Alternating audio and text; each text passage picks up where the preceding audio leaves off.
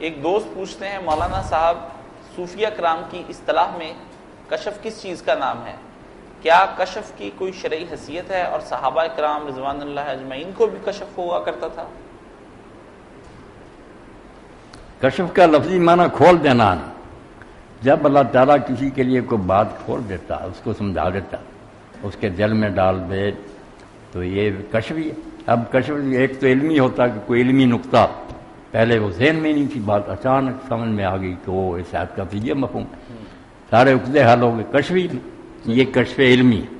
ایک کشف عملی بھی ہے کہ اللہ تعالیٰ ایسی کوئی چیز اس کے ہاتھ سے ظاہر کر دے جو عام لوگ نہ کر سکیں۔ وہ نبی کے ہاتھ سے ظاہر ہو تو معجزہ، معجزہ بھی ہمارا ہی لفظ ہے، معجزہ قرآن حدیث کا لفظ نہیں، وہاں آیاتن ہے، نشانی، نشانی ہوتی نا اللہ کی قدرت کی اور اس کے سچے ہونے کی، کہ اللہ ہے جس نے یہ کام کر دکھایا، مردہ زندہ ہو گیا، جو لاٹھی تھی وہ سام بن گئی۔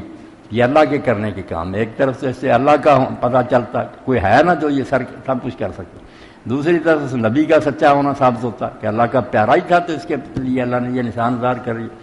بعد میں ہو تو اس کو پھر ہم کرامت کہہ دیتے ہیں۔